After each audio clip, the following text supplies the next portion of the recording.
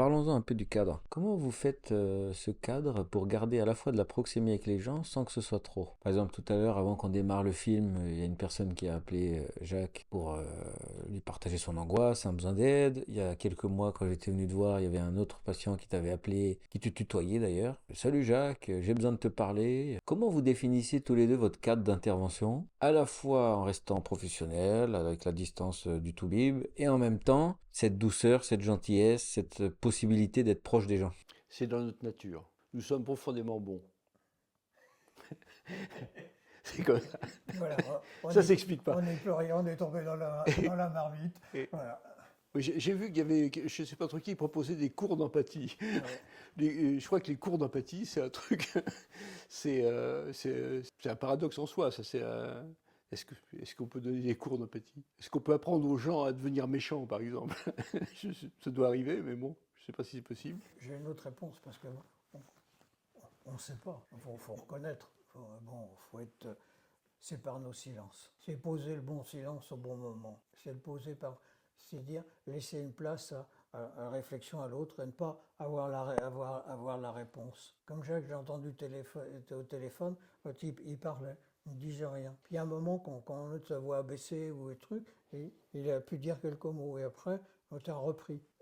Et donc il y avait des pauses, il y avait ces silences-là vont être très importants. C'est-à-dire, c'est une technique, je dirais, qui s'apprend en même temps, qui est qui est en nature, si on peut écouter l'autre, si on laisse un peu de place à l'autre dans la relation. Alors, en même temps que ça, il y a aussi des phénomènes qui sont des phénomènes sociaux et économiques qui font qu'effectivement, plus personne n'a de temps pour personne. Enfin, l'impression générale que j'ai de l'évolution depuis 40 ans, c'est qu'on va de plus en plus vers un soin qui est standardisé, rapide, en équipe, hein. C'est très important d'être en équipe standardisée et rapide. C'est une évolution du soin qui est indéniable. Je pense, moi, que le meilleur thérapeute, c'est simplement celui qui est là au moment où on en a besoin. Tu remarquais des choses, les gens qui m'appellent, ben, effectivement, on est un samedi après-midi, j'ai 72 ans, on est dans une campagne où les gens ont plus accès aux soins. Alors, effectivement, si quelqu'un leur répond au téléphone, c'est déjà très très bien. C'est le fait d'être présent. Le meilleur thérapeute, c'est pas celui qui connaît la grille tact sur le bout du doigt ou qui maîtrise l'hypnose ou qui est un puits de science et qui fait des conférences. C'est celui qui est là au moment où on en a besoin. Voilà. Ça, j'en suis à peu près sûr. Voilà. C'est ce qui est le plus important. Voilà, c'est être Tout capable. Tout le reste, c'est pipeau. Voilà, être capable de donner. Si on a fini par avoir ces outils qui sont polis comme des galets, c'est que finalement on y a passé du temps. On a passé du temps avec les gens. On a été confronté à de multiples échecs, des impasses linguistiques. Je pense que la plupart du temps, les difficultés en thérapie ou en communication, c'est des impasses linguistiques. C'est oui, mais ça je peux pas. Et alors là, on fait un silence et on dit ok. Et si vous pouviez? Et là, on vient on a passé l'impasse linguistique. Ah oui, mais je crois que je pourrais pas. D'accord, d'accord. Non, Vous pourrez pas. Et quelqu'un qui pourrait, comment il ferait? Voilà. C'est la capacité à avoir des petites, comme ça, des petites techniques qui permettent d'aller juste un petit peu plus loin, de ne pas rester dans une impasse linguistique. Et ça, c'est ce qui manque à la plupart des thérapeutes. Ils n'ont pas ça. Par contre, ils ont des théories, ils ont des croyances, ils ont des techniques. Ils font le tapping, ils font le machin, le truc comme ça en 8 séances, il faut faire 22 fois machin, etc. Ben, il y a c'est très, très standardisé, mais ils n'ont pas les outils qui leur permettent, sur le plan linguistique, d'aller un peu plus loin, voilà, et de pouvoir délivrer la parole du patient pour s'il a quelque chose à dire. C'est tact pour dire, c'est les thérapies les plus brèves que je connaisse. Pourquoi? Parce que nous ne faisons jamais que des premières consultations. C'est-à-dire, ça veut dire que on fait une consultation comme si c'était la première et la dernière. On fait tout ce qu'on peut pour apporter le changement, la modification, promouvoir le changement, faire tout dans la grille, c'est tout à fait possible. Ça va très vite pour créer la relation. Pour la maintenir, Après, on a nos techniques pour la maintenir. Compréhension du problème. Si on laisse le patient parler, ça va assez vite pour le recueil de l'information. Et après, pour promouvoir le changement avec lui, ça prend Une consultation. consultation Hein? d'une heure, une heure et Moi, quart. j'ai un peu plus de temps, j'ai la chance d'avoir un peu plus de temps, mais il y a les parents, moi, je travaille dans un contexte relationnel avec les parents, les enfants, etc. C'est un peu plus complexe au point de vue du nombre de personnes. Mais on fait que des premières consultations.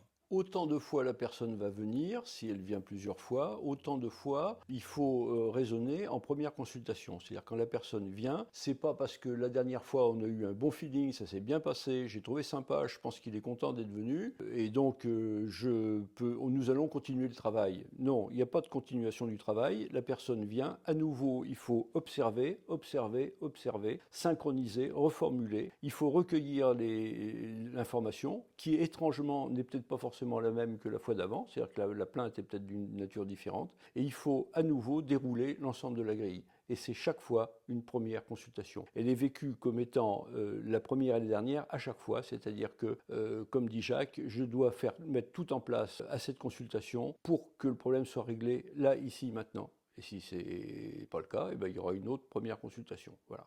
Tout en sachant que quand on est dans un problème médical ou autre, une plaie, ça met tant de temps pour cicatriser, etc. Enfin, on néglige pas ce temps temporel. Mais dans ce qui concerne la relation, moi, ce que j'appelle, c'est la technique sur l'ordinateur, c'est appuyer sur un bouton reset. Parce que bien sûr, quand on la connaît, ben, on la connaît, tiens, on va... Eh ben non, non, Pas du tout. reset. Et ça, c'est une technique qui est tout à fait, qui est extrêmement utile et qui fait que... C'est quand on pense que la communication va d'elle-même, parce qu'on connaît les gens depuis longtemps, parce qu'on est des proches, parce qu'on a des choses en commun, etc. C'est quand on pense que la communication doit aller d'elle-même, ou qu'elle va d'elle-même, ou qu'elle devrait aller d'elle-même, que se cachent les plus gros lézards et les catastrophes les plus grandes. Voilà. Et on peut se fâcher en une fois avec quelqu'un avec qui on s'entend bien depuis 22 ans. C'est quand on pense que la relation est bonne et que c'est même plus la peine de faire attention à ces choses-là, qu'effectivement, il peut se passer des trucs qui sont tout à fait détestables. Donc pour résumer, pourquoi on travaille encore ensemble? Parce qu'on se rencontre toujours la première fois. Voilà. Bonjour. Anticipez ma question, j'avais demandé comment vous faites quand vous avez un malentendu entre vous. On part du principe que le malentendu est la règle. Voilà. C'est tout. C'est tout. C'est tout. Je comprends pas, il me comprend pas. La preuve, c'est qu'on est sur les horaires, machin, sur les trucs. On va s'arranger, puisque le malentendu, c'est pas un problème, puisqu'il est déjà posé au départ. On va le résoudre. On va trouver quelque chose. Est-ce que vous arrivez à avoir des relations humaines avec d'autres personnes que tous les deux? C'est agréable. On va demander ça à nos femmes, Je pense. à nos amis respectifs. Je pense. Puis en même temps, je pense que travailler à deux, c'est une expérience. D'habitude, chacun aime bien faire son professorat dans son domaine, son truc. Et là, c'est toujours cet apport mutuel. Cet apport mutuel de l'autre pense à une chose, puis après, on repense à une autre et on va enrichir la relation. Et en même temps, c'est plus reposant. J'avoue que c'est plus reposant parce que si d'un coup, on dit l'autre est là. Et c'est une présence, une organisation, c'est quelque chose qui nous convient bien.